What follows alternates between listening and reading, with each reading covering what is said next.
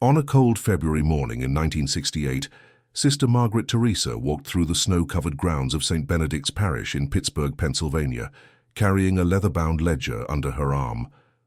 The sky hung grey and heavy over the modest brick church, its steeple barely visible through the swirling flakes. She had served this parish for 11 years, managing its administrative affairs with quiet efficiency, never questioning, never doubting, never imagining that the gentle priest she assisted was anything other than what he appeared to be. The rhythms of her life had been predictable, comforting in their sameness. Morning Mass at 6, administrative duties until noon, visits to parishioners in the afternoon, evening prayers at 7. She believed she knew every corner of this church, every creak of its wooden floors, every secret it held. She could not have been more wrong. But before we dive into this story, make sure to leave a like and subscribe to the channel so we can bring you the most gripping Cold War and espionage stories every day. And tell me in the comments where you're watching from. It really helps support us. Sister Margaret had noticed Father Viktor Rostov acting strangely for weeks now. Small things, barely perceptible to anyone who did not spend their days in close proximity to him. The way he would startle when someone entered his office unexpectedly. The careful manner in which he locked his filing cabinet each evening, testing the handle twice, sometimes 3 times. The late-night visitors who arrived through the side entrance of the rectory, their conversations muffled behind heavy doors. She had dismissed these observations initially, attributing them to stress or perhaps personal troubles she had no right to inquire about. After all, Father Rostov had arrived at St. Benedict's 5 years earlier with impeccable credentials from the diocese. His background thoroughly vetted, or so everyone believed. He had been born in Poland, escaping the communist regime as a young seminarian and completing his studies in Rome before immigrating to the United States in 1963. His English carried a thick Eastern European accent that parishioners found charming, lending him an air of worldly experience that most American-born priests lacked. He spoke of the persecution of the Church behind the Iron Curtain with passion and apparent authenticity, his sermons on religious freedom resonating deeply in a community where many families had fled similar circumstances. The morning that changed everything began unremarkably. Sister Margaret arrived at the church office at 7:30, as she did every weekday, finding Father Rostov's door closed. This was unusual. He typically rose before dawn, celebrating Mass at 6 for the handful of elderly parishioners who attended daily, then retreating to his office for morning prayers before she arrived. But this morning the door remained shut, no light visible beneath it. She assumed he had been called away unexpectedly, perhaps to minister to a sick parishioner. She settled at her desk in the outer office, arranging papers and preparing for the day's work. It was nearly 9 when she realized Father Rostov had left his keys on her desk, something he had never done before. The large brass keyring held keys to every room in the church complex, the rectory, even his personal filing cabinet. Sister Margaret picked up the keys, intending to place them on his desk when he returned. She tried the door handle. It turned easily. She stepped inside the modest office, its walls lined with theological texts and framed photographs of papal audiences. Everything appeared normal.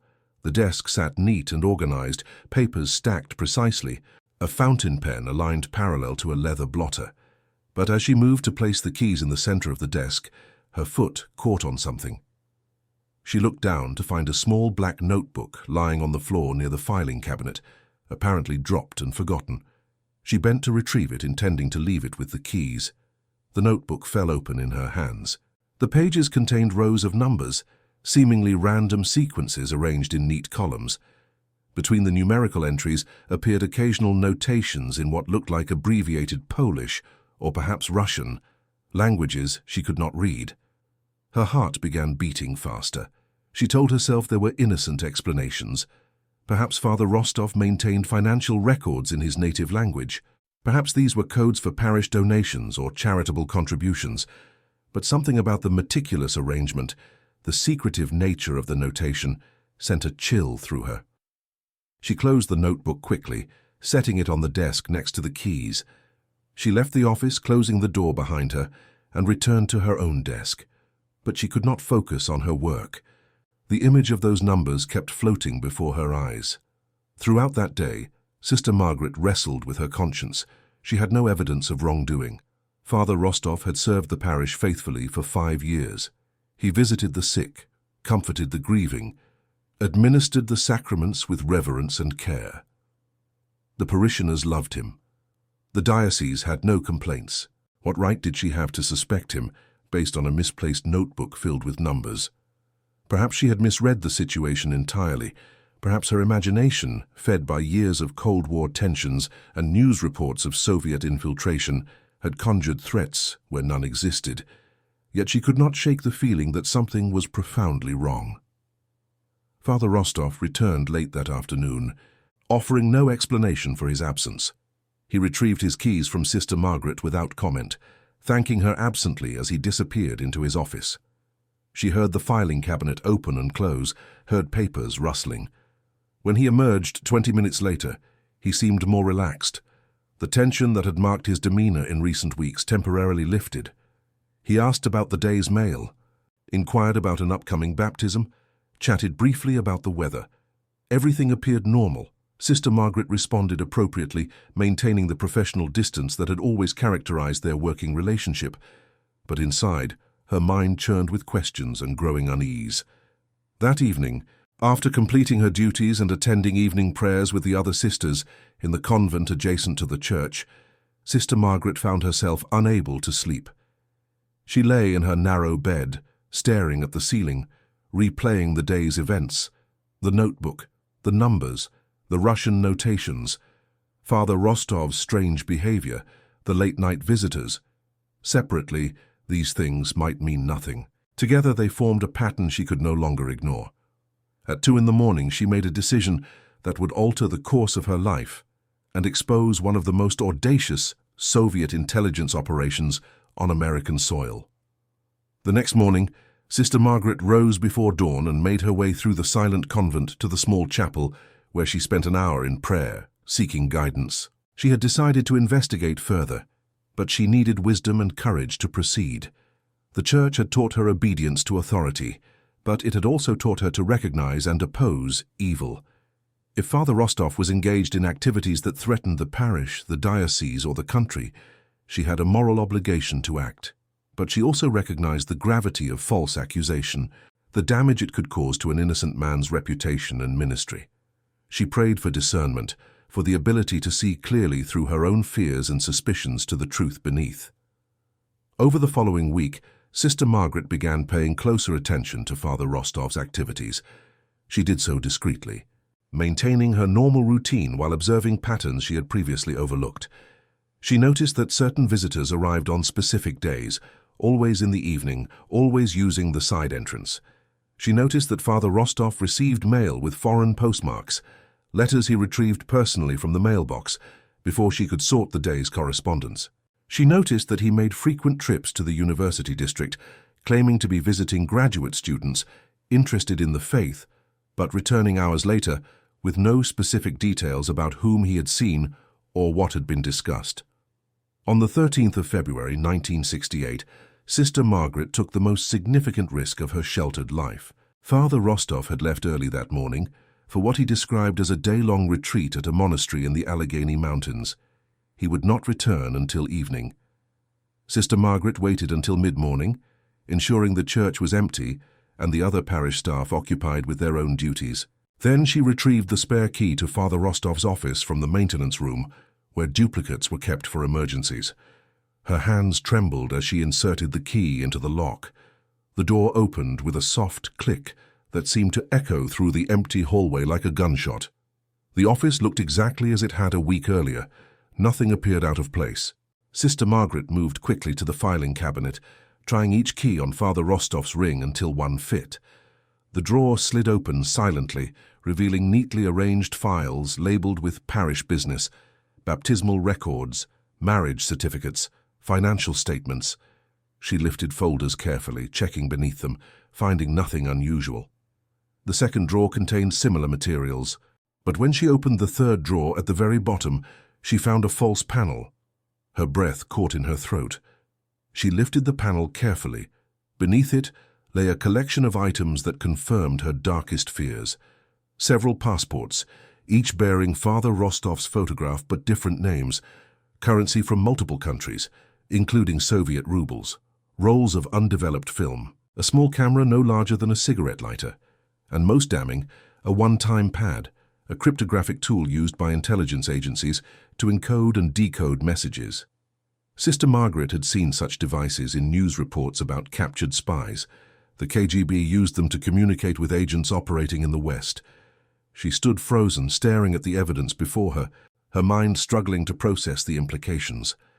Father Viktor Rostov, the beloved priest who had baptized dozens of children, who had comforted grieving widows, who had delivered passionate homilies about freedom and faith, was a Soviet intelligence officer. Sister Margaret's first instinct was to close the drawer and flee, to pretend she had never seen any of this. The danger she faced if Father Rostov discovered what she knew was immense. But she forced herself to remain calm, to think clearly. She needed proof that others would believe, evidence that could not be explained away or denied.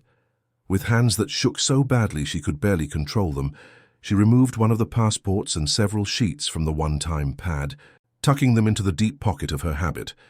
She carefully repositioned everything else exactly as she had found it, replaced the false panel, closed the drawer, locked the cabinet, and left the office.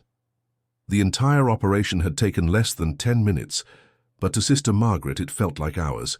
She returned to her own desk and sat there, breathing deeply, trying to steady her racing heart. She had crossed a line from which there was no return. She had stolen documents from a priest's office. She had violated his privacy. If she was wrong, if there was some innocent explanation for what she had found, she would face severe consequences from the church.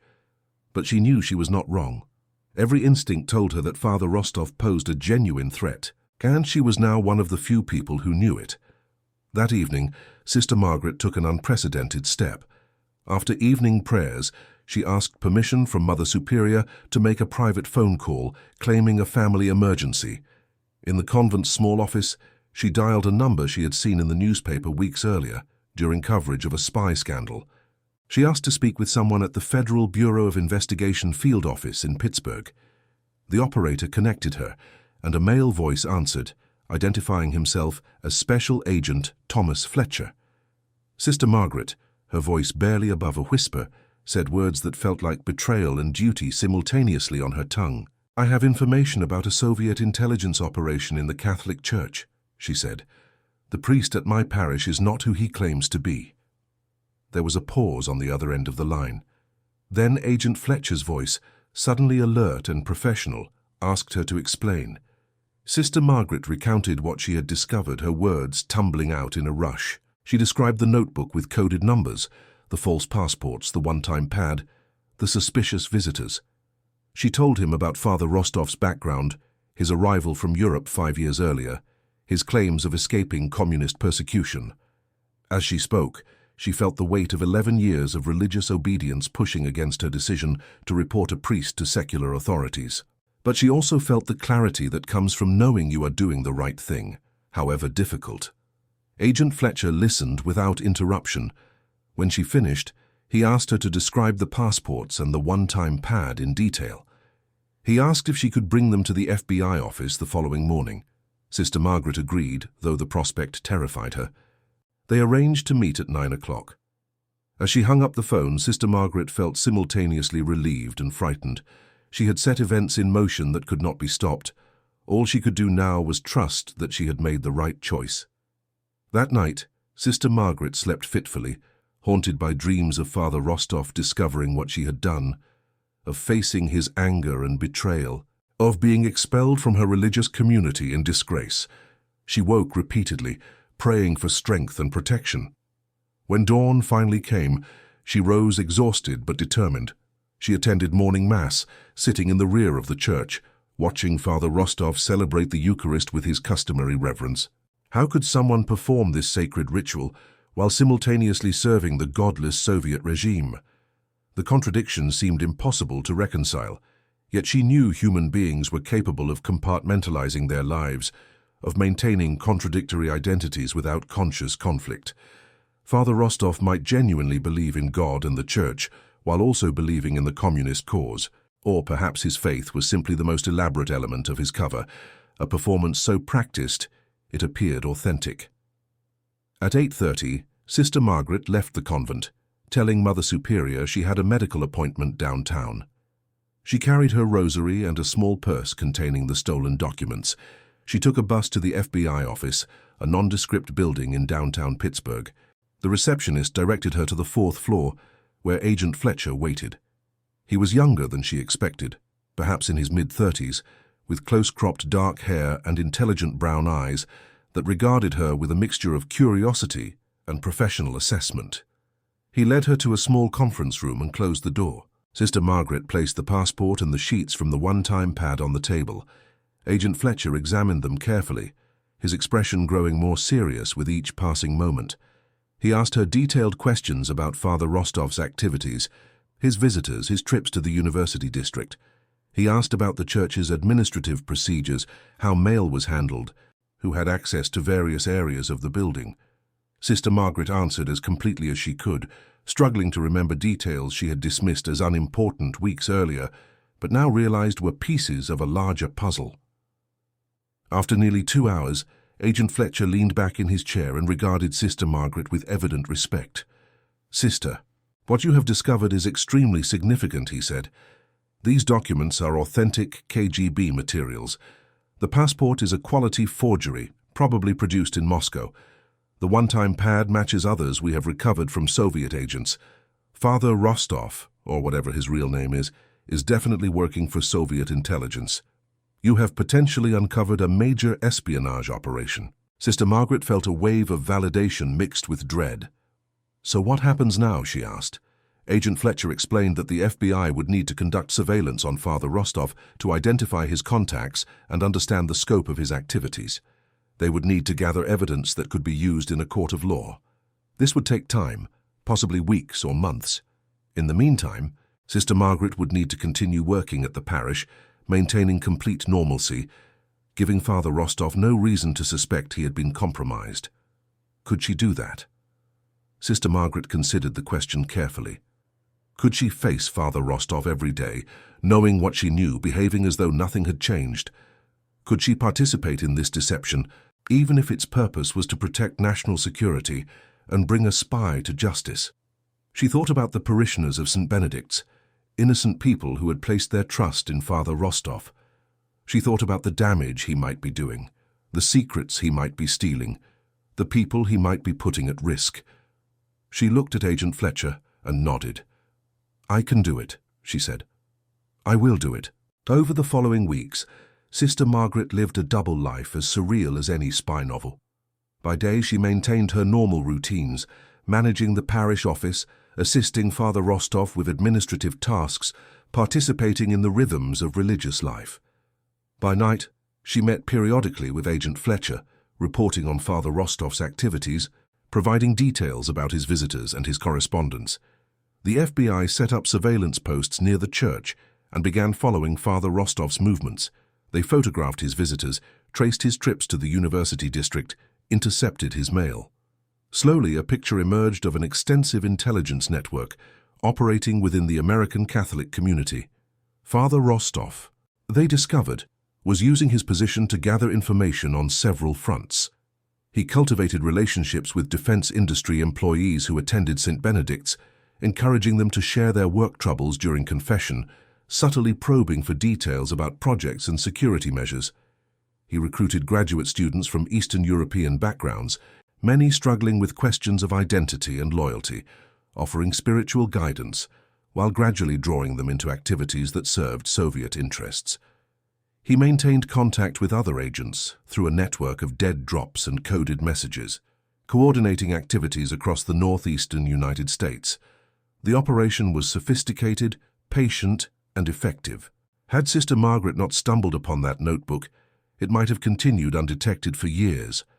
The strain of maintaining her secret took a toll on Sister Margaret. She lost weight, sleeping poorly, constantly fearful that Father Rostov would notice a change in her demeanor. During their daily interactions, she forced herself to smile, to engage in small talk, to behave exactly as she always had. But inside she felt the weight of her knowledge pressing down like a physical burden. She prayed constantly for strength, for wisdom, for the ordeal to end. Mother Superior noticed her distress and asked if something was troubling her. Sister Margaret claimed only that she was feeling fatigued, perhaps coming down with a cold. The lies came easier than she expected, though each one felt like a small betrayal of her vows. In mid-April 1968, Agent Fletcher informed Sister Margaret that the FBI was ready to make arrests. They had identified Father Rostov's contacts, documented his intelligence-gathering activities, and built a case strong enough to prosecute. The operation would culminate with simultaneous arrests across 3 states, rounding up the entire network in a single sweep. Sister Margaret would need to be away from the parish when it happened, for her own safety and to avoid complications. On the morning of April 22nd, she called in sick, remaining at the convent while events unfolded at St. Benedict's. The FBI arrived at the church at 10 in the morning. 6 agents entered through multiple doors, moving quickly to secure the building and prevent Father Rostov from destroying evidence. They found him in his office, working on what appeared to be parish correspondence. When Agent Fletcher identified himself and announced that Father Rostov was under arrest for espionage, the priest remained calm, almost serene.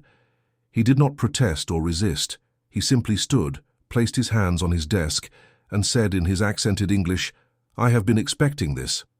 The agents searched the office thoroughly, recovering additional materials from the filing cabinet, including microfilm containing photographs of classified documents, lists of contacts coded with numerical identifiers, and detailed reports on American defense installations. The microfilm alone contained hundreds of images, each representing hours of clandestine photography in secure facilities or photographed documents obtained through recruited assets. FBI analysts would spend months examining these materials, tracing the sources of each piece of information, identifying the security breaches that had allowed Sokolov access to classified material. Some photographs showed technical drawings of radar systems, others captured pages from classified reports on missile guidance technology. Still others documented the organizational structures of defense contractors, identifying key personnel and their access levels. The scope of the intelligence collection shocked even experienced counterintelligence officers. Sokolov had been extraordinarily productive during his 5 years at St. Benedict's, building an intelligence network that penetrated multiple sensitive facilities in the Pittsburgh area. The evidence was overwhelming. Father Rostov, whose real name was revealed to be Viktor Sokolov, a KGB officer trained at the Red Banner Institute in Moscow, had been operating in the United States since 1961. His entire priestly identity was a fabrication, though he had indeed studied theology in preparation for his role. The biographical details that FBI investigators uncovered painted a portrait of methodical preparation that spanned years before Sokolov ever set foot in America. He had been born in Leningrad in 1933, the son of a devoted Communist Party member who worked in the city's Industrial Planning Bureau. He had shown academic promise early, excelling in languages and demonstrating the social intelligence that made him a natural candidate for intelligence work. The KGB recruited him at age 19, while he was studying English literature at Leningrad State University. His handlers recognized that his talent for languages, combined with his ability to project warmth and sincerity, made him ideal for deep cover operations in the West. From 1952 through 1958, Sokolov underwent intensive training in intelligence tradecraft, including courses in clandestine photography, dead-drop procedures, surveillance detection, and agent recruitment. But his preparation went far beyond standard intelligence techniques. In 1958, he entered a special program that the KGB had created specifically for Operation Sacred Trust. Along with a dozen other young officers, he was sent to study at an Orthodox theological seminary in Moscow, where instructors who had once been priests taught them the rituals, prayers, and theology they would need to convincingly portray clergy. Sokolov proved an excellent student of religion, absorbing not just the intellectual content, but the emotional and spiritual presentation that made priests effective. He learned to deliver homilies that moved congregations, to counsel troubled parishioners with apparent compassion, to celebrate liturgies with reverence that seemed genuine. His training included extensive instruction in Catholic theology, canon law, and church history. He memorized the lives of saints, studied papal encyclicals, and practiced conducting sacraments until every gesture appeared natural. In 1959, the KGB created a false identity for him based on a real Polish seminarian named Viktor Rostov, who had died during the war. They fabricated documents showing his birth in Warsaw, his survival of the Nazi occupation, his escape to the West ahead of Soviet forces, and his eventual arrival in Rome to complete his theological studies. They inserted these documents into existing archives, bribing officials where necessary, creating a paper trail that would withstand routine background checks. They arranged for him to appear at the Vatican in early 1960, presenting himself as a refugee seminarian seeking to complete his formation. The real Viktor Rostov's seminary records, which the KGB had obtained through an agent in the Vatican archives, provided the foundation for his cover story. Sokolov spent a year in Rome living among genuine seminarians, perfecting his Polish accent, building relationships that would later serve as references. In 1961, having been ordained by a bishop who had no idea he was consecrating a KGB officer, Sokolov immigrated to the United States.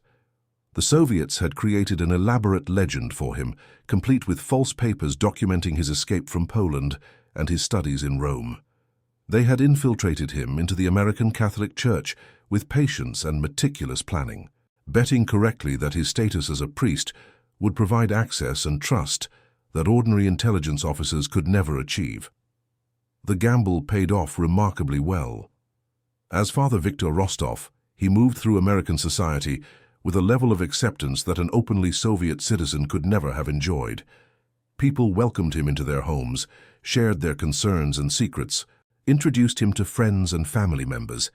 His clerical collar served as a universal passport, opening doors and lowering defenses.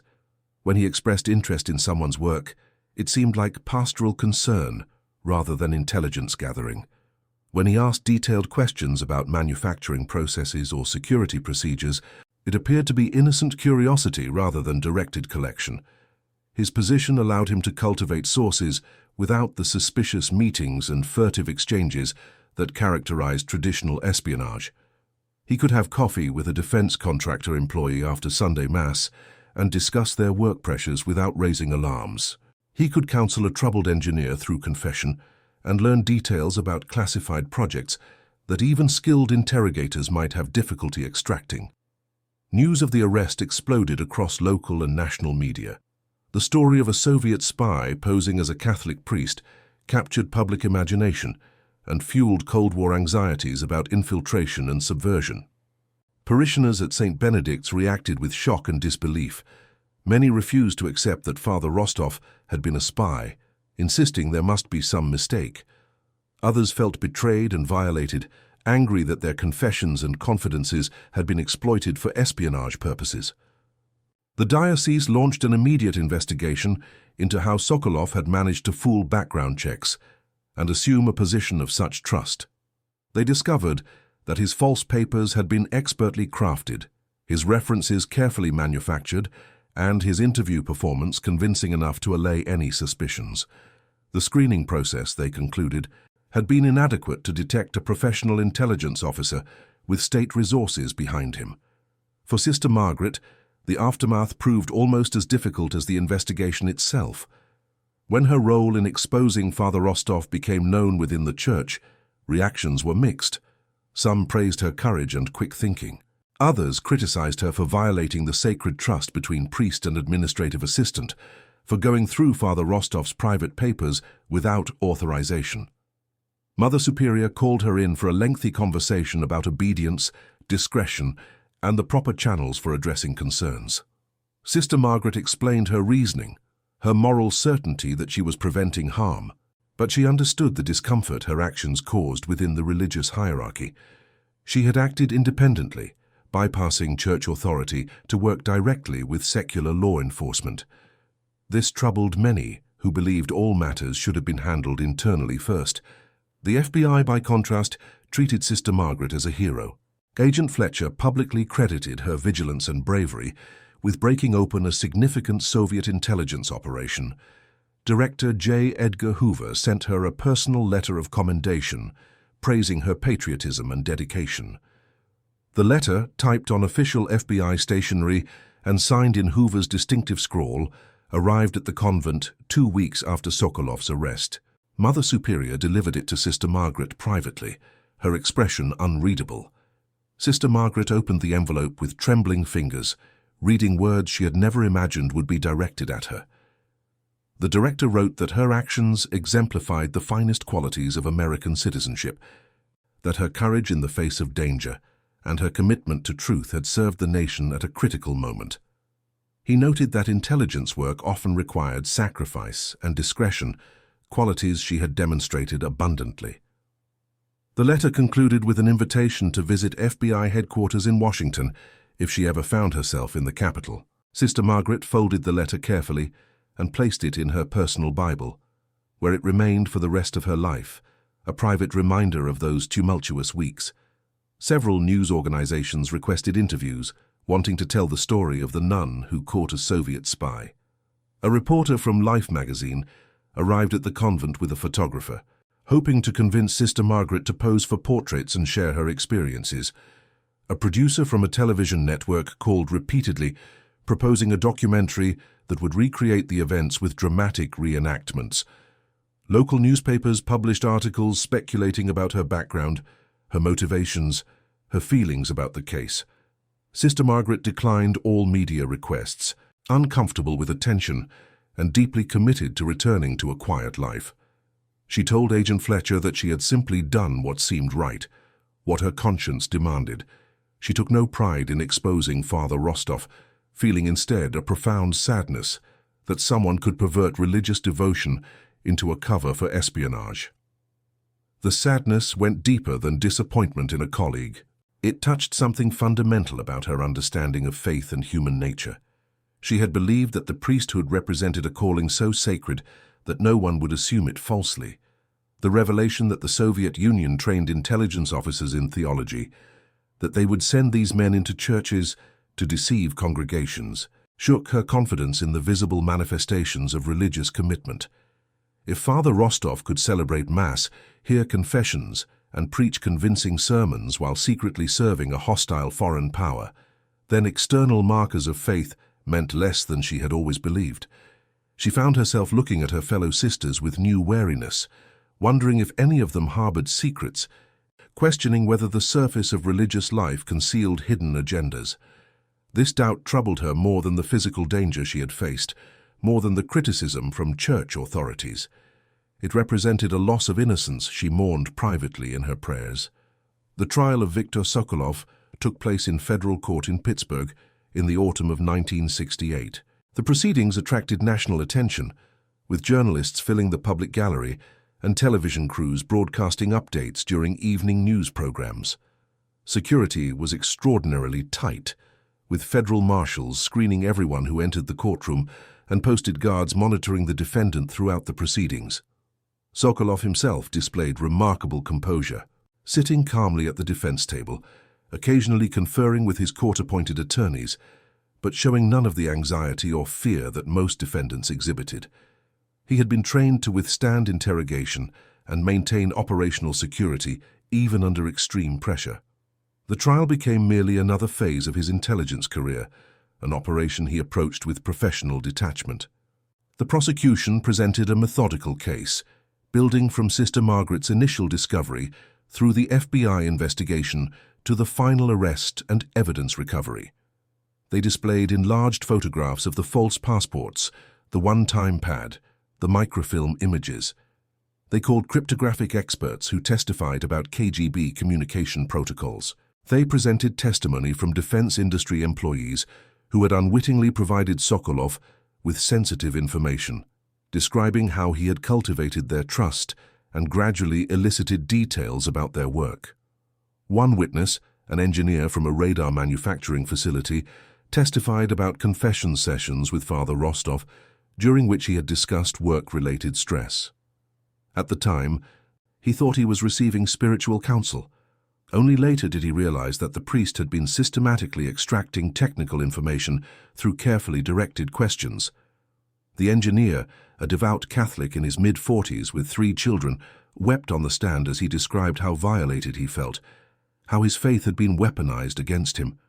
Another witness, a young graduate student from Czechoslovakia, described how Father Rostov had recruited him to provide information about other Eastern European immigrants, claiming it was to help protect them from communist agents, but actually identifying potential recruitment targets for the KGB. The student had been promised assistance with his dissertation research and introductions to important scholars. Instead, he had been turned into an unwitting intelligence asset, his idealism manipulated for purposes he had never imagined. Sister Margaret was called to testify about discovering the notebook and subsequently finding the false passports and cryptographic materials. She took the witness stand wearing her traditional habit, speaking in a clear, steady voice about what she had seen and done.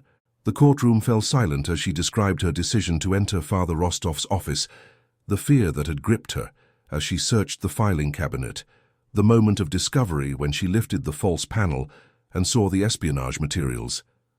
Her testimony lasted nearly 3 hours, as prosecutors led her through every detail of her observations and actions.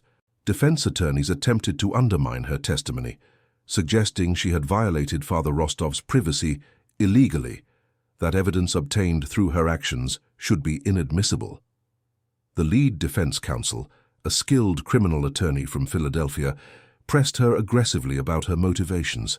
Had she disliked Father Rostov? Had there been conflicts between them? Had she been looking for evidence of wrongdoing because she suspected him of other crimes? Sister Margaret answered each question calmly, maintaining that she had no personal animosity toward Father Rostov, but had been troubled by inconsistencies in his behavior and had felt morally obligated to investigate when circumstances permitted. But the prosecution argued successfully that Sister Margaret had acted as a concerned citizen, discovering what appeared to be criminal activity. The judge ruled that her actions, while unconventional, fell within the boundaries of lawful citizen conduct. She had not broken into locked premises, but had used keys legitimately in her possession. She had not stolen the materials permanently, but had taken them to authorities to report suspected espionage. The evidence she discovered was therefore admissible. The jury deliberated for less than 6 hours before returning a guilty verdict on all counts of espionage. When the verdict was read, Sokolov showed no reaction, maintaining the same calm expression he had worn throughout the trial. Sister Margaret, seated in the back of the courtroom, closed her eyes and said a silent prayer, feeling not triumph, but only exhaustion and sadness. Sokolov was sentenced to 30 years in federal prison. The judge, in explaining the sentence, noted that while Sokolov had not stolen nuclear secrets or compromised critical weapon systems, his actions represented a profound betrayal of trust that struck at the heart of religious freedom and the confidence Americans placed in their spiritual leaders. The sentence needed to reflect both the seriousness of his espionage activities and the particular damage caused by exploiting religious faith for intelligence purposes. After the trial, Sister Margaret requested and received a transfer to a different diocese. The notoriety surrounding the case made it impossible for her to resume normal duties at St. Benedict's. Parishioners, even those who appreciated what she had done, could not interact with her without the case intruding into every conversation. She had become a symbol rather than simply a person, and she longed to return to anonymity. She moved to a small parish in rural Ohio, where few people knew her story, and she could return to the quiet service she had always valued. The parish, St. Joseph's in the small town of Millerville, served a farming community of about 2,000 people. The church itself was a modest white wooden structure from the late 1800s. Sister Margaret found the change restorative. She spent the remaining decades of her life teaching catechism to children, visiting shut-ins, maintaining parish records, and praying in the small chapel adjoining the church. The children she taught knew her only as Sister Margaret, a gentle woman with graying hair and patient eyes who made Bible stories come alive. The elderly parishioners she visited appreciated her willingness to listen to the same stories repeated multiple times, her practical help with household tasks, her prayers at their bedsides when illness struck. She rarely spoke of the events in Pittsburgh, deflecting questions when occasionally someone recognized her name and made the connection. Once, in the early 1970s, a young seminarian visiting the parish identified her from news accounts he had read during his undergraduate years. He approached her after Mass, eager to hear first-hand details about the case. Sister Margaret politely declined to discuss it, explaining that she had moved on and preferred to focus on the present. The seminarian persisted, arguing that her story could inspire others to vigilance in defense of freedom. Sister Margaret looked at him with tired eyes and said something he would never forget. "Young man," she told him, "I did not expose Father Rostov to become an inspiration. I did it because my conscience left me no choice. The story belongs to the past, and I wish to leave it there. If you want to honor what happened, live your own life with integrity and pay attention to the world around you. That is all any of us can do." The seminarian nodded, chastened, and never raised the subject again. Over the years, Sister Margaret developed a reputation in Millerville for wisdom and discretion. People brought her their troubles, their doubts, their family conflicts, confident that she would listen without judgment and offer counsel rooted in both faith and practical experience. She had learned through her encounter with Viktor Sokolov that the world was more complex and dangerous than she had once believed, that evil could wear the face of goodness, that trust needed to be balanced with vigilance. But she had also learned that goodness itself was real and worth preserving, that small acts of courage could have large consequences, that ordinary people could rise to meet extraordinary challenges. These lessons informed her ministry in ways both subtle and profound. She taught the children in her catechism classes to think critically, to ask questions when something seemed wrong, to trust their instincts while also seeking wisdom from trusted sources. She encouraged the young people of the parish to stay informed about world events, to understand that freedom required active protection, that citizenship meant more than simply enjoying rights without shouldering responsibilities. The exposure of Viktor Sokolov sent shockwaves through American Catholic institutions. The Vatican launched its own investigation into potential Soviet infiltration, reviewing procedures for screening clergy from communist countries and tightening security protocols. The FBI expanded surveillance of religious communities, particularly those with connections to Eastern Europe. Intelligence analysts concluded that Sokolov's operation represented just one node in a broader Soviet effort to penetrate religious organizations, exploiting the moral authority and access that clergy enjoyed. Other investigations were opened, though none proved as dramatic or successful as the case Sister Margaret had helped expose. Years later, after the collapse of the Soviet Union, KGB files confirmed that Sokolov had been part of a program codenamed Operation Sacred Trust, which aimed to place intelligence officers within Catholic and Protestant churches across the United States and Western Europe. The program had recruited young men with genuine religious backgrounds, providing them with additional theological training to make their covers more convincing. Sokolov had been considered one of their most successful placements, his position at St. Benedict's giving him access to a cross-section of American society, while his priestly role provided natural cover for unusual behaviors and confidential conversations. His exposure in 1968 dealt a significant blow to the operation, forcing the KGB to recall or reassign other assets and reconsider the viability of using religious cover for intelligence work.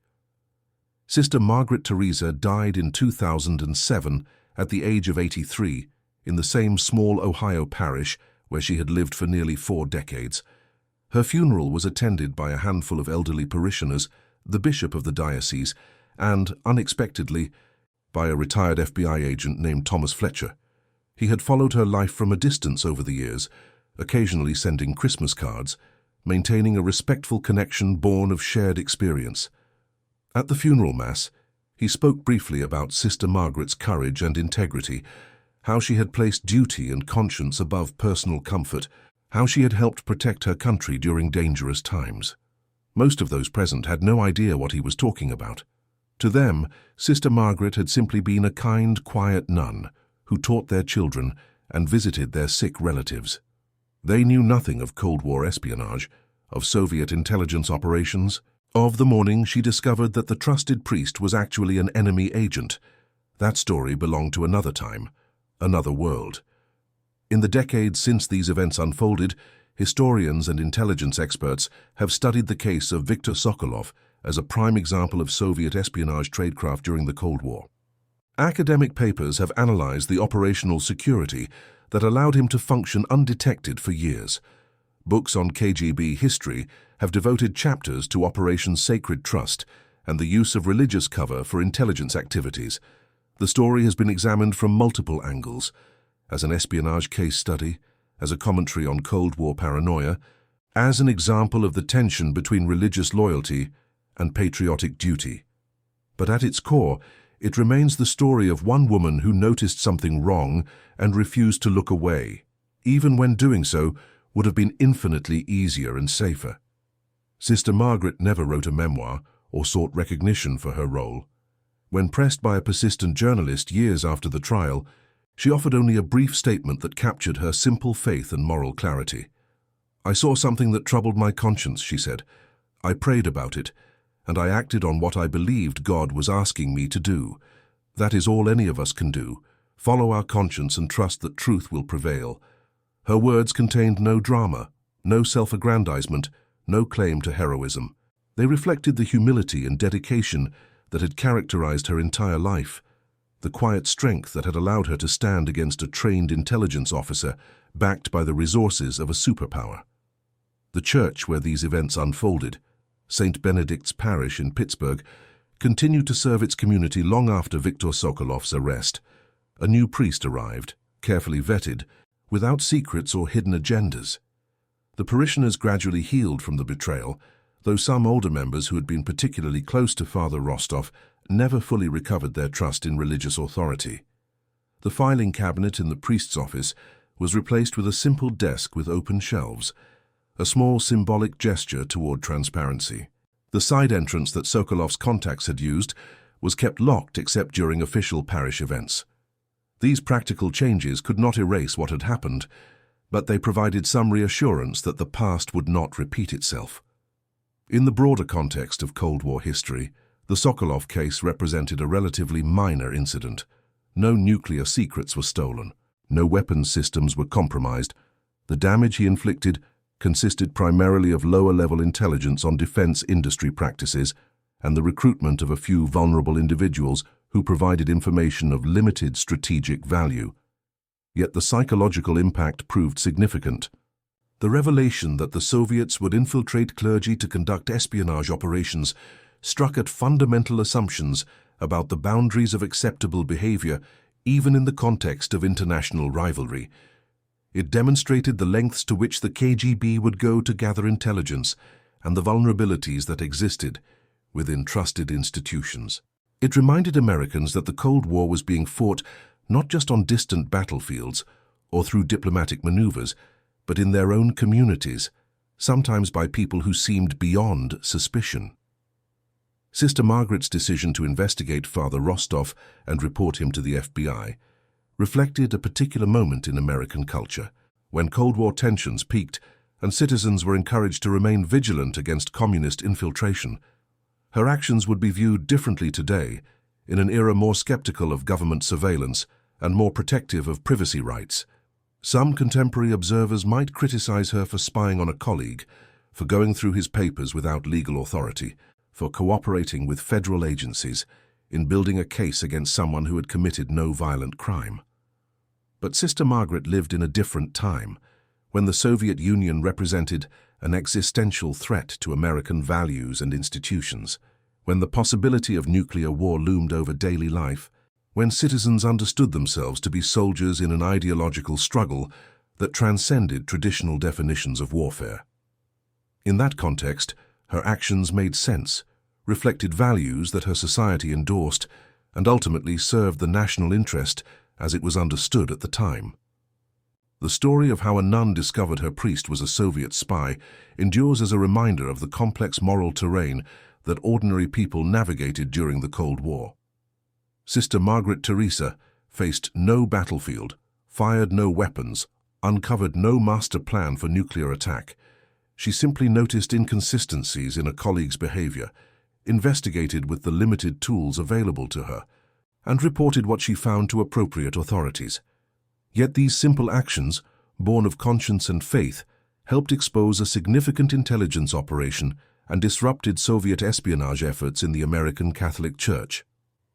Her story illustrates that sometimes the most important contributions come not from professional intelligence officers or military leaders, but from ordinary citizens who remain alert to threats against the values and institutions they cherish.